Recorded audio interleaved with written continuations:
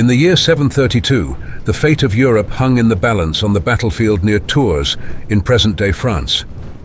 The clash between two mighty forces, the Christian Franks, led by Charles the Hammer Martel, and the Islamic Umayyad Caliphate, led by Abdul al-Rahman. This battle would shape the course of history for centuries to come and decide the fate of the continent.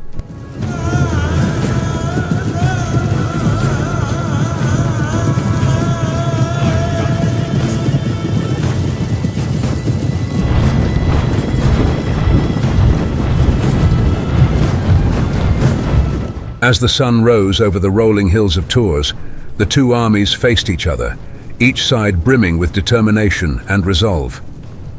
Both armies had deployed their forces for the upcoming battle.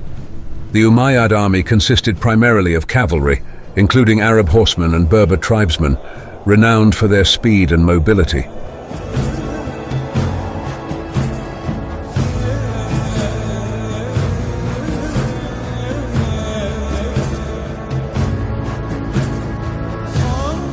Charles Martel, known as the Hammer, stood at the forefront of his Frankish warriors, a towering figure exuding strength and command. In contrast to the Arabs, Charles Martel's army was comprised of a mix of heavily armored Frankish spear infantry, supported by Frankish foot soldiers and cavalry hidden at the rear in a forested area.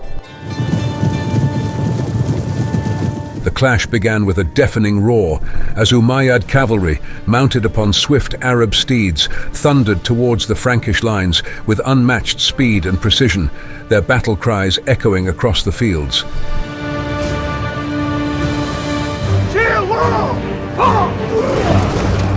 The Franks braced themselves into a tightly packed shield wall and prepared to fight with fierce determination, their ranks bolstered by seasoned warriors and sturdy infantry.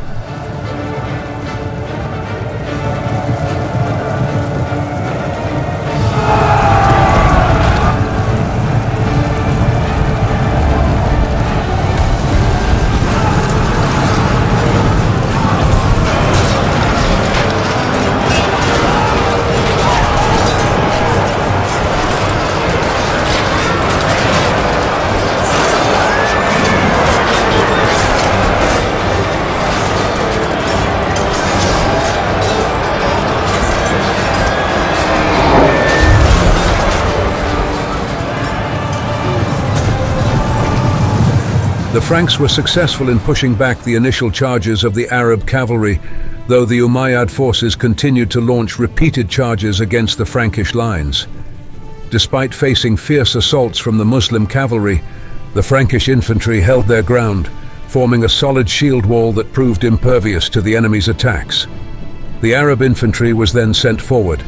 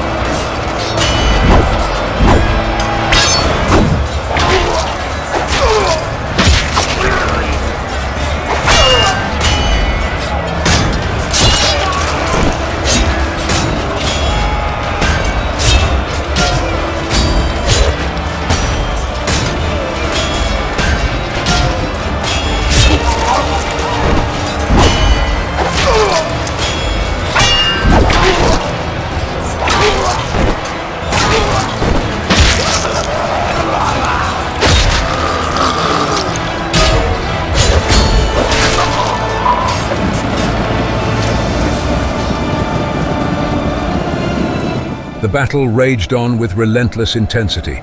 the clash of swords and the cries of the wounded filling the air. The Franks, though outnumbered, fought with unyielding courage and tactical brilliance. Charles Martel, a master strategist, rallied his men with impassioned speeches, urging them to stand firm against the onslaught of the Umayyad forces. The Arabs, though, would not quit so easily. They continued to charge the ranks of the Franks, hoping to break through and overwhelm them.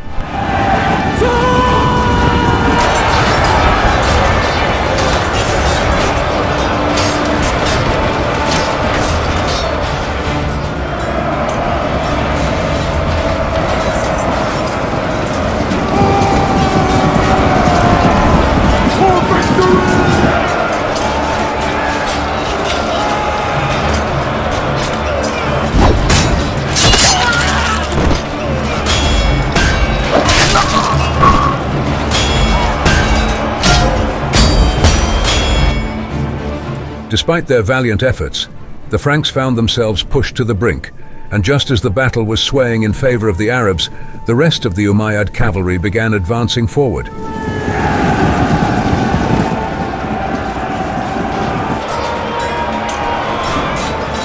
But just as all seemed lost, a bold maneuver was undertaken by Duke Odo of Aquitaine, the second in command of the Franks. He led a cavalry contingent behind the lines of the battle and straight towards the Umayyad camp, looking to loot and burn it in the hopes of drawing away a portion of the Arab soldiers. The strategy worked perfectly. Many of the Arab soldiers, witnessing the sack of their camp, broke off and ran back towards it, hoping to save their loot and food provisions. The Franks pursued them briefly, cutting down many in the retreat, including Abdul al-Rahman himself.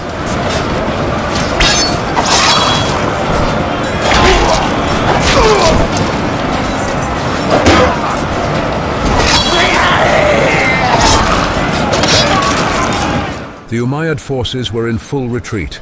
The Franks pursued them vigorously from the battlefield. Eventually, the Franks had surrounded their camp, besieging it and forcing the Umayyads southwards into Iberia. As the sun set, casting a fiery glow over the battlefield, the ground lay strewn with the fallen, a testament to the ferocity of the conflict. Charles, gazing at the horizon, knew the victory was not merely a moment won, but a defining moment for Europe. We have fought today not just for ourselves, but for generations to come. Let our names be remembered, our bravery sung through the ages. And so, the Battle of Tours became etched into the annals of history, a turning point that would shape the destiny of Europe. The Frankish victory halted the advance of the Umayyad Caliphate, allowing Christianity to flourish in the centuries to come. Legends were born that day, of courage, sacrifice, and the unyielding spirit of those who stood against the tide.